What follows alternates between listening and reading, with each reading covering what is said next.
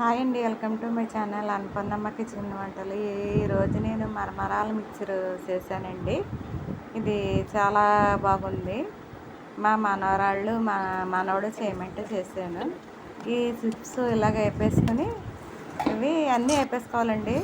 వేపుకున్నాయని చూపిస్తాను. కరివేపాకు వేపానండి, వేపిన శనగపప్పు వేపాను, జంతికలు తీసానండి. ఇదో రకం జంతికలు, ఇదో రకం జంతికలు, ఏరుశనగ గుళ్ళు, మరమరాలు, వేపిన శనగపప్పు తీసుకుని ఇవన్నీ వేపేసి పెట్టుకుని నేను మరమరాలు 2 ప్యాకెట్లు తీసుకున్నానండి.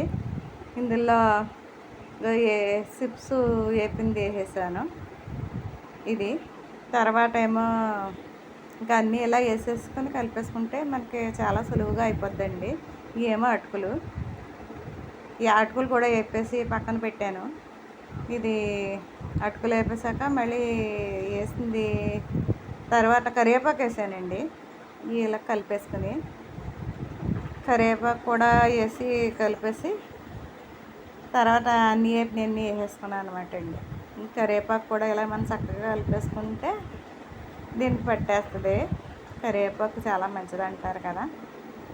ఇది జంతికలు సన్నపూస తీసానండి. సన్నపూస తీసి నలిపేసి ఇలాగ వేసాను. ఏడుశనగ గుళ్ళు వేపేసి తీసేసి వేసేసాను.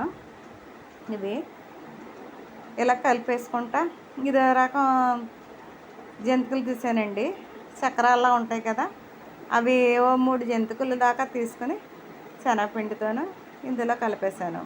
ఇలాగ చిన్న ముక్కలు కింద చేసేసి ఇది వేపిన శనగపప్పు వేసేసుకుని మనం పసుపు వేసుకుని, పసుపు వేసుకోకపోతే మరమరాలు తెల్లగా అంతాయండి. పసుపు వేసుకుని తగినంత ఉప్పు వేసుకుని కారం, నేను పచ్చళ్ళ పెడతాం ఆవకాయ కారం జల్లానండి. ఇది కారం జల్లేసుకుంటే మనకి మరమరాల మిక్సర్ తయారైపోయిందండి. మరమరాల మిక్సర్ రెడీ అండి. ఇది బయట కొనుక్కుంటే చాలా రేటు ఉంటుంది కదండి. ఇంట్లో మా మనవరాళ్ళు వచ్చినా మనవడు వచ్చినా, నేను పిల్లలు వచ్చినా మా అమ్మాయిలు వచ్చినా ఇలా తయారు చేసేస్తానండి ఇంట్లోనే. రెడీ అయిపోయిందండి మరమరాల మిక్చరు. మీకు నచ్చినట్లయితే లైక్ చేయండి, కామెంట్ పెట్టండి. ఇది కమలశ్రీ చేసిన వంటలు ఎలాగున్నాయో మీరే చెప్పండి. మరమరాల మిక్చరు రెడీ అయిపోయిందండి. ఇది చాలా బాగుంది. చూసి తయారు చేసుకోండి.